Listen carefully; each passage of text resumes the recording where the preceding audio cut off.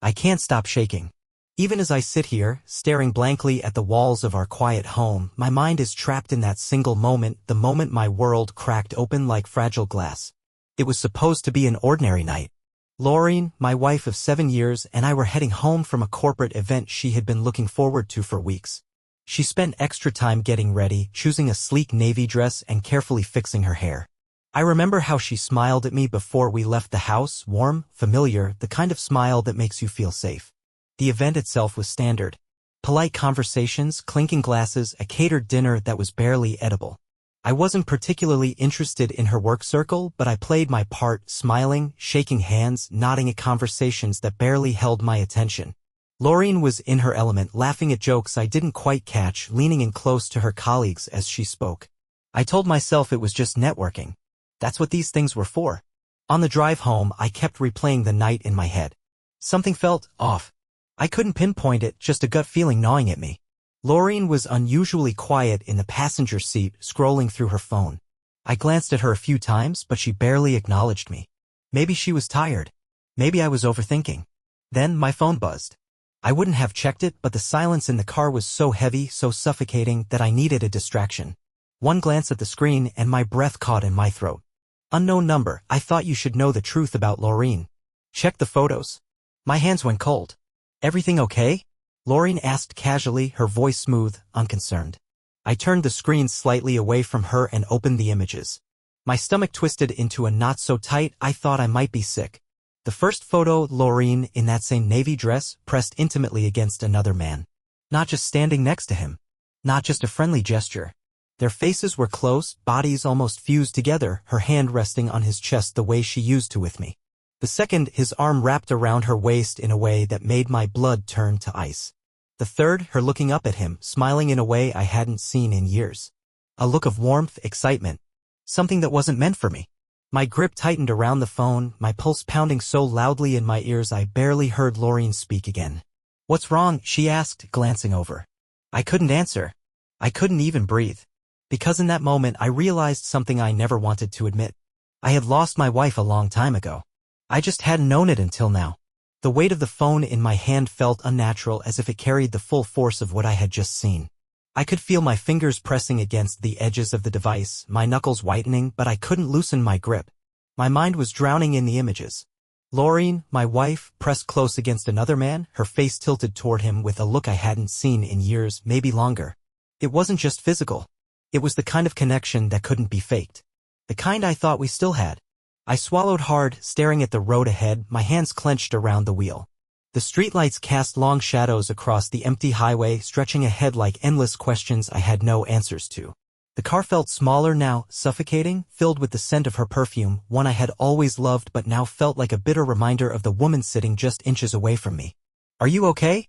Lorene's voice cut through the silence. It was casual, almost distant, as if she hadn't noticed the shift in the air between us. I turned to look at her, forcing my face to stay neutral. How could she sit there, so calm, when my whole world had just caved in? I had 1,000 things I wanted to say, but my lips wouldn't form the words. My heartbeat roared in my ears, drowning out everything else. She was still scrolling through her phone, her thumb gliding effortlessly over the screen. The same fingers that had touched him. Had they lingered on his arm the way they used to linger on mine? Had she traced patterns on his skin the way she did when we lay in bed at night? I inhaled sharply, gripping the wheel harder. I wanted to ask. No, I needed to ask. But there was a part of me that was terrified of the answer. Instead, I chose my words carefully. Who was that guy you were talking to tonight? My voice was steady, almost too steady. It didn't match the chaos inside me. She barely looked up. Who? I forced a chuckle, though it felt like gravel in my throat. The one in the navy suit. Tall. Dark hair. I paused. Seemed like you two were close. There. A tiny bait just to see her reaction. She frowned slightly, finally setting her phone down. Oh, that's just Grant. He's on the leadership team. We were just talking about a project. Just talking. Right? I could still see the way she leaned into him in that photo. The way his hand had found her waist so effortlessly. Like it wasn't the first time. I nodded slowly. Seemed like you were enjoying his company. Something flickered across her face. A split-second hesitation before she forced a light laugh. You're overthinking again. You do that, you know? That hit harder than it should have. She knew exactly what to say to make me second-guess myself. It had worked before so many times. I had always trusted her, always brushed off the small things as paranoia. But not this time. Not with proof staring back at me from my screen. I pulled into our driveway, cutting the engine. The car fell into silence, thick with unsaid words. She sighed, stretching slightly before unbuckling her seatbelt. "You coming inside?" I didn't answer right away. Instead, I looked at her, really looked at her. The woman I had loved for years, the one I had built a life with. The woman who had just spent the night with someone else. And the worst part? She wasn't even trying to hide it. I sat in the car, gripping the steering wheel long after Lorene had gone inside. The glow from the porch light flickered slightly, casting shadows across the driveway. I should have followed her in, should have confronted her right then and there. But I didn't, couldn't. My mind was spinning, replaying every moment from that night, every conversation, every glance she had stolen toward her phone. How many times had I missed the signs? Had she always been this distant, or had I just refused to see it? The worst part wasn't the betrayal itself. It was the realization that, somewhere along the way, I had become blind to the truth. A cold breeze swept through the open window, snapping me out of my trance. I took a deep breath and grabbed my phone again, hesitating before unlocking it. Maybe I had imagined it. Maybe the photos were taken out of context.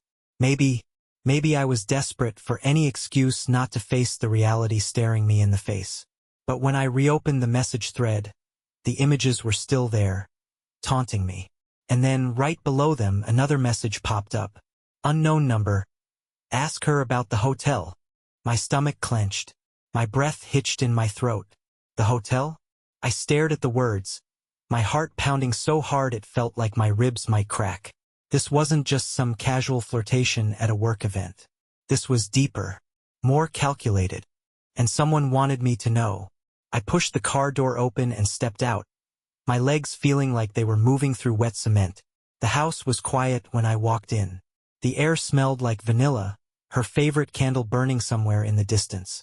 It was a cruel contrast to the poison in my veins. She was in the bedroom, already changing out of her dress, her back to me as she unzipped it. The sight of her standing there, so nonchalant, so unaffected, made my blood boil. How could she act like everything was normal? Like she hadn't just spent the night in another man's arms? Cleared my throat. She glanced over her shoulder, arching an eyebrow. "You okay?" I held up my phone. "Someone sent me something tonight." Her expression didn't change, but I caught it. A flicker of tension in her shoulders, so small it might have been nothing. But I saw it. She turned fully to face me, wrapping a robe around herself. "What do you mean?" I walked toward her slowly, my pulse hammering. "A message. About you." She forced a laugh, but there was an edge to it. "That's weird. What did it say?" I watched her carefully, waiting for her to slip. "It asked me about a hotel." Silence. Her lips parted slightly, but no words came out. That was all the confirmation I needed. The Lorene I knew, at least the version of her I had built in my head, would have scoffed, rolled her eyes, asked me if I had lost my mind. But this Lorene, the one standing in front of me now, she was calculating, weighing her options. "Who sent it?" she asked, her voice too controlled. "That's what you're worried about?" I let out a humorless chuckle. "Not what it means?" She hesitated, then shook her head. "It's probably just spam, or someone trying to mess with you. You know how these things." "Cut the crap, Lorene," I snapped, stepping closer. Her eyes widened slightly. I saw the pictures. Her mouth opened, but I wasn't finished. "I saw the way you looked at him. I saw the way he touched you." My voice was shaking now, but I didn't care. "You want to tell me it was nothing?" She swallowed, her fingers tightening around the edge of her robe. "It's not what you think." I scoffed. "Then what is it? Because from where I'm standing, it looks pretty damn clear." She took a deep breath, and for the first time, I saw something real flash in her eyes. Not guilt, not remorse, but fear. Not fear of losing me. Fear of the truth coming out. I felt something inside me break. Whatever was left of the man who had trusted her, who had believed in us, was gone. And I had a feeling this was only the beginning. I stood there, the air between us thick with something I had never felt before, something darker than anger, colder than betrayal. It was the realization that the person I had spent years loving was a stranger. That the woman standing in front of me, wrapped in her silk robe, wasn't the same woman I had married. Or maybe she was, and I had just never truly seen her for what she was. Lorene's fingers twitched as she tightened the robe around herself, her throat working like she was trying to swallow a response that wouldn't come out right. My phone was still in my hand, the glow of the screen illuminating the damning words staring back at me. Ask her about the hotel. I didn't need to. I already knew. But I wanted to hear her say it. I wanted to watch her try to lie to my face. So? I prompted, my voice eerily calm, almost detached. Are you going to tell me the truth, or do I have to start digging? Her lips parted, her breath coming shallow. I don't know what you're talking about. That was it. That was the moment I knew she had already decided to insult me with a lie instead of telling the truth. That was the moment she chose deceit over honesty. And I felt something inside me harden. Don't do that, I said, shaking my head slowly. Don't stand there and pretend like you don't know exactly what I'm talking about. She hesitated, then straightened her shoulders, forcing a weak, defensive laugh. You're being paranoid. I don't know who's messing with you, but Enough. My voice cut through her like a blade. Just stop. Her mouth clamped shut, and for a brief second, I thought I saw something else flicker in her expression, annoyance. Frustration. Like I was inconveniencing her by catching her in her own web of lies. That realization sent a bitter wave of nausea rolling through me. I had spent years thinking we were in this together. Thinking we were a team. But in reality, she had already left me behind long ago. Who is he? I asked, and the way her pupils shrank told me I had struck the nerve I was looking for. Her tongue darted out to wet her lips. I don't know what. Don't. My voice was low, warning. If you say you don't know what I'm talking about one more time, I swear to God. She exhaled sharply, running a hand through her hair like I was the one being unreasonable. Like she was the one trapped. It's complicated, she finally muttered. I let out a short, humorless laugh. That's the best you've got? It's complicated? She lifted her chin. Because it is. A sharp pain shot through my chest, but I pushed it down. How long? I asked. Her eyes flicked away just for a second, but it was enough. Long enough that she had to think about it. Long enough that it wasn't some drunken mistake. Long enough to break me. I swallowed hard, my throat burning. Jesus, Lorene. She crossed her arms over her chest, her gaze dropping. It wasn't supposed to happen like this. I let out a shaky breath. And how was it supposed to happen? She flinched at my tone. I don't know.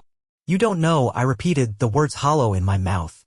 You don't know how long it's been, you don't know how it happened, you don't know what you were thinking, just tell me, Lorene. What do you know? She blinked rapidly, her breathing uneven. I know I still love you. A sharp, bitter laugh tore out of me before I could stop it. That's funny. That's really damn funny. I do. No, you don't. I shook my head. You don't get to say that. Not when you've been sneaking around behind my back. Not when I had to find out from a damn text message. Her lower lip trembled, and for the first time she actually looked upset. But not for me. Not for what she had done. For herself. For the fact that she got caught.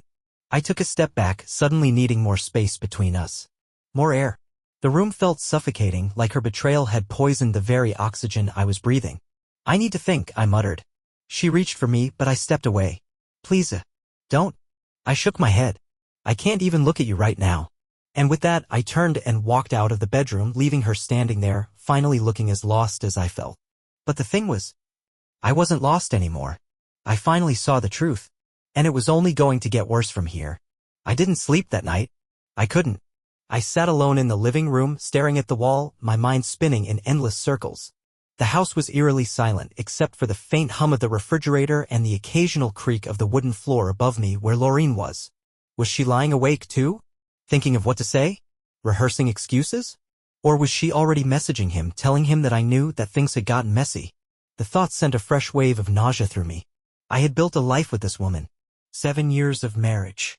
Almost a decade together. I had thought I knew her better than anyone. But now, sitting here in the dark, I realized I knew nothing at all. My phone was still in my hand. The screen dimly lit with the last message from the unknown number. Ask her about the hotel. Who the hell was sending me this? Some random good Samaritan? A scorned spouse? A friend? Or maybe it was him. Maybe he was taunting me, seeing how much I could take before I broke. My hands clenched around the device, my breath coming shallow. I could call the number. I could demand answers. But what good would that do? I already knew the truth. I just didn't know the details. And as much as I hated myself for it, I needed to know. I stood abruptly, shoving my phone into my pocket as I moved toward the stairs. Each step felt heavier than the last, the air thick with something unspoken. When I reached the bedroom, I hesitated. Lorene's side of the bed was empty. For a split second, panic shot through me. Was she gone? Did she leave? But then I heard it. The shower. A muffled stream of water behind the bathroom door. She was still here. For now. I should have walked away. Should have waited until I had calmed down. But I couldn't. The need for answers burned too hot inside me. I pushed the bathroom door open. Steam rolled out, the scent of her floral shampoo filling the air. Lorene was turned away from me, her silhouette visible through the glass shower door. Her shoulders were hunched, her arms wrapped around herself. She hadn't heard me come in. For a moment, I just stood there, watching her. She looked small, smaller than I had ever seen her. Vulnerable, weak. It was a strange thing, seeing her like this. Seeing her without the confident, carefully crafted mask she always wore. But I couldn't let that change anything.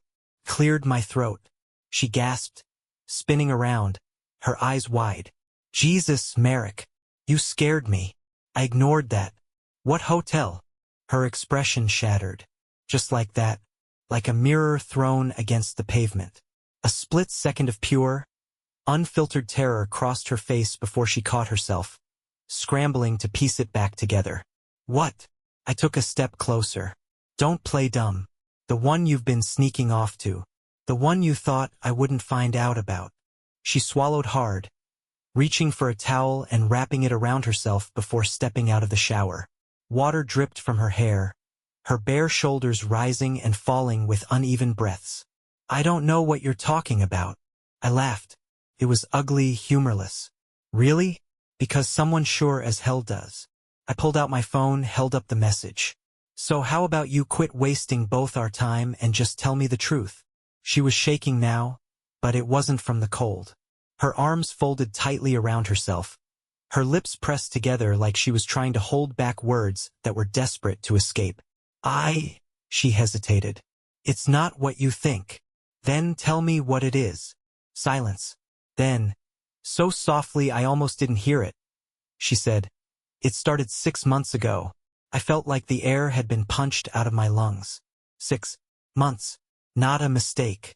Not a one-time lapse in judgment. Half a damn year.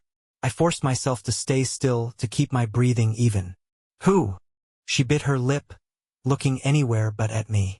It doesn't matter. Wrong answer. It matters to me. My voice was dangerously quiet. So you either say his name, or I find out myself. A long pause. And then, barely above a whisper, Wesley. I didn't recognize the name. That somehow made it worse. Who is he? She hesitated again, then let out a shaky breath. He's someone I met through work. My hands curled into fists. Of course it was work. The late nights, the networking events, the sudden, unexplained weekend business trips. I never meant for it to go this far, she added, her voice cracking. I swear, Merrick, I never wanted to hurt you. I let out a slow, shuddering exhale. Then why did you? She didn't have an answer for that, because there wasn't one. And no matter what she said next, I already knew. This wasn't something we could come back from. This was the beginning of the end. I stood there, gripping the phone in my hand like it was the only thing keeping me tethered to reality. Wesley, some faceless man. A name that meant nothing to me, yet had completely dismantled my life. My wife's lips trembled as she wrapped the towel tighter around herself, droplets of water still trickling down her skin, as if she was trying to wash away the guilt. But no amount of scrubbing could erase the truth. 6 months. Half a year of lies. I clenched my jaw, the muscles aching from the tension. I wanted to scream, to yell, to demand explanations that would never make sense. But what would that change? The damage was done. I knew who she was now, and no amount of words would put the pieces of my shattered trust back together. Lorene took a step toward me, reaching out, but I flinched before she could touch me. A flicker of something crossed her face. Regret? Pain? Annoyance? I couldn't tell anymore. I exhaled sharply. Where? Her brows pulled together. What? Where did you meet him? My voice was steady, but my hands weren't. She hesitated. A hesitation that told me everything. We met at one of the industry conferences a few months back. Which one? She swallowed. The one in Chicago. Chicago. That conference had been a big deal for her. I had even helped her pack for it, had reassured her when she worried about whether her presentation would impress the higher-ups. And the whole time she had already been in someone else's bed. I scoffed, shaking my head. So that's where it started? Lorene shifted uncomfortably. It was just drinks at first. A conversation. I didn't think it would turn into anything. I let out a bitter laugh. And yet, 6 months later, here we are. She flinched. Merrick, please, it's not like I planned for this to happen now. Did you sleep with him in our bed? The question came out so suddenly, so raw, that it surprised even me. Her face drained of color. And that was my answer. My stomach twisted violently, a sharp, visceral reaction that left me gripping the edge of the bathroom sink just to steady myself. The thought of another man, Wesley, in my space, touching her, hearing the same laughter that once belonged to me made my entire body tense with a rage I couldn't express. Jesus Christ, I muttered under my breath. I didn't mean for it to. I held up a hand. Just stop. Lorene's mouth shut, but her eyes stayed locked on me, wide and desperate. I couldn't do this here. Not in our bedroom. Not in the house where we had built a life together. I needed air. Space. Something to keep me from completely losing my mind. Turning on my heel, I stormed out of the bathroom, out of the bedroom, ignoring the sound of her footsteps as she scrambled after me. Merrick, wait. But I didn't. I grabbed my keys from the kitchen counter and headed straight for the front door. Where are you going? She asked, panic creeping into her voice now. I paused with my hand on the doorknob. I could feel her presence behind me, waiting, hoping I would stay, hoping I would give her a chance to spin another lie. I didn't turn around. Somewhere you're not. And with that I walked out, slamming the door behind me. I drove aimlessly for what felt like hours. The city lights blurred past, streaks of neon and headlights mixing together in a haze. My mind was a battlefield, flashes of old memories clashing with the brutal reality I had just uncovered. I had always thought our marriage was solid. Sure, we had our rough patches, but we always found our way back to each other. Or at least, I thought we had. Now, I realized it had all been an illusion, a carefully crafted lie I had convinced myself to believe. The worst part? I didn't even know who to be angry at anymore. Her? Wesley?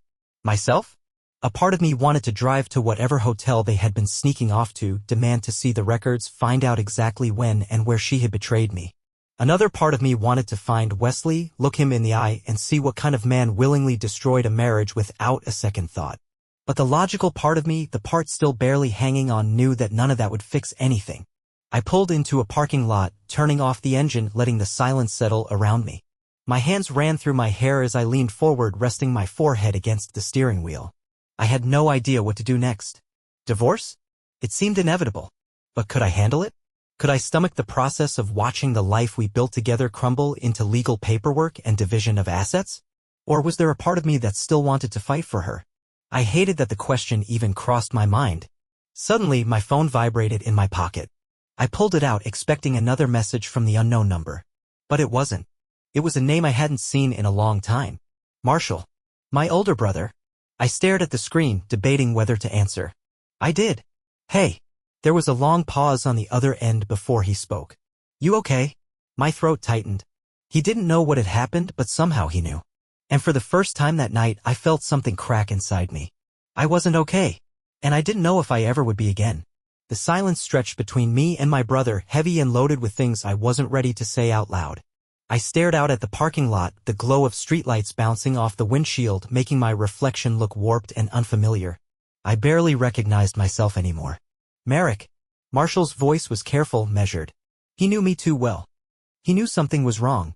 I opened my mouth to answer, but nothing came out at first. How do you even begin to explain something like this? That your wife, the woman you built your life with, the one you trusted with everything, had been sneaking around behind your back for 6 months?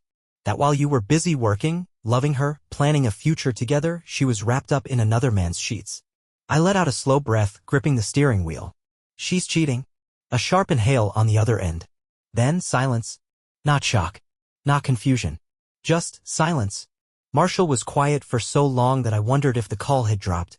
But then he finally spoke, his voice lower now, edged with something I couldn't quite place. How do you know? I closed my eyes, the images flashing through my mind again, her leaning into Wesley, his hand on her waist, the text messages, the hesitation in her voice when I confronted her. Every piece of evidence stacking on top of each other until the weight of it became unbearable. Someone sent me proof, I said finally. Pictures. Messages. And when I asked her, she didn't even try to deny it. Another pause. Then, Jesus Christ. I huffed out a humorless laugh. Yeah, that about sums it up. For a while, neither of us spoke. I could hear the faint hum of static from his end, the sound of him breathing, processing. Marshall wasn't the kind of guy to throw out empty words. He thought before he spoke. And I needed that right now. Where are you? He asked eventually. Some parking lot. I couldn't be in that house. A low exhale. Yeah, I get that. Of course, he did. Marshall had been through something similar years ago. His fiancée had cheated on him and I had watched it break him down into someone I barely recognized. I had been there for him, listened to him rage, let him crash on my couch for weeks when he couldn't stand to be alone. And now here we were. The roles reversed. You want me to come meet you? He offered. I hesitated. Did I? Part of me wanted to be alone, to sit in this misery and let it wash over me. But another part, the part that was drowning, knew I needed something solid to hold onto. Yeah, I admitted. I think I do. Send me your location. I did, and then I just sat there, gripping the phone in my lap, staring at the dashboard without really seeing it. Lorene hadn't called. Hadn't texted. I wasn't sure what that meant. Did she think I'd just cool off and come home? That we'd talk this through and somehow patch up the giant, gaping hole she had blown in our marriage? Or was she relieved? Was she sitting in our bedroom, relieved that I had left, because it meant she didn't have to face what she had done? The thought made my stomach churn.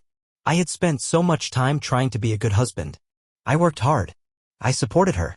I gave her space when she needed it, showed up when she asked. But apparently none of that had been enough. Because while I was putting in the effort to build something lasting, she had been checking into hotels with another man. And the worst part? I still wasn't sure if I wanted to leave her. That thought disgusted me. I should be furious. I should be done. But love doesn't just disappear overnight. Even when you want it to. Headlights flashed in my rearview mirror and I looked up to see Marshall's car pulling into the space next to mine. He got out, shutting the door harder than necessary, his face set in a grim expression. He didn't say anything at first, just walked around to my side of the car and leaned against the hood. I rolled down the window. You didn't have to come. He shrugged. Yeah, I did.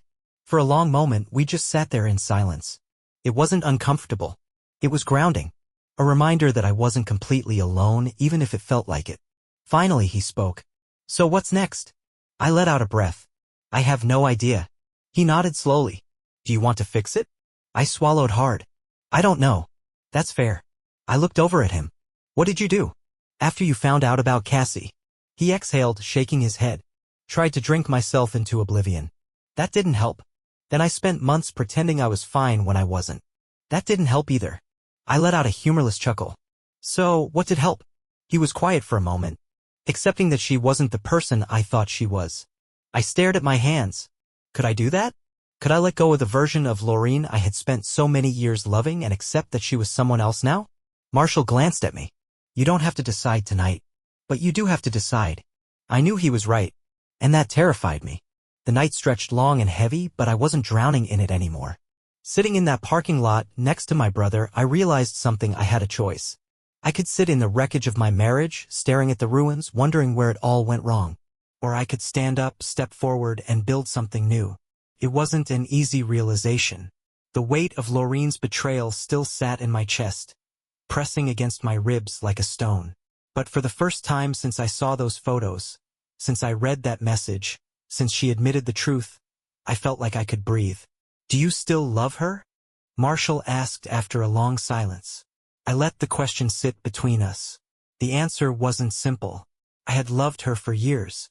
That kind of love didn't just vanish overnight. But love without trust was like a house without a foundation. One hard shove, and it crumbles. I turned to him, the words forming before I fully realized them. I think I love who I thought she was. He nodded, as if that was the answer he expected.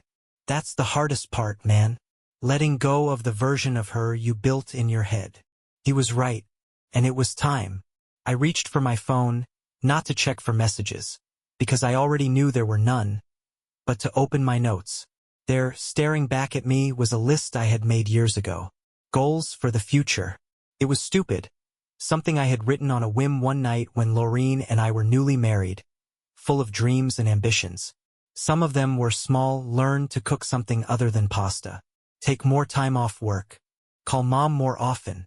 But others hit harder now. Be the kind of man I want to be, no matter what happens. I swallowed hard. That was still in my control. I wasn't the man she had cheated on because I wasn't good enough. I wasn't the man who had been betrayed because I had failed. Her choices weren't a reflection of me. They were a reflection of her. And I refused to let them define the rest of my life. Marshall nudged my arm. Come crash at my place. You shouldn't go back there tonight. I let out a breath and nodded. Yeah, okay. I followed him home, and for the first time in a long time, I didn't feel like I was running from something. I was moving toward something better. The weeks that followed weren't easy, but they were necessary. I filed for divorce. There was no screaming match, no dramatic confrontation. Just two people signing papers, knowing they were too broken to fix. She didn't beg me to stay. I think deep down, she knew she had lost me the second she chose someone else. I won't lie and say it didn't hurt. It did. But every day the weight got lighter. Every day I felt more like myself again. I started running in the mornings, something I hadn't done since college. I took time off work and traveled for a while, seeing places I had always pushed off for someday. I reconnected with old friends, spent more time with my family, and, most importantly, I stopped defining myself by my past. One night, months later, I was sitting at a bar in another city, nursing a drink, when someone sat down next to me. A woman. She had kind eyes and a warm smile, and when she spoke, I felt something I hadn't in a long time. Hope. I wasn't broken anymore. I was free, and for the first time in a long time I was excited for what came next.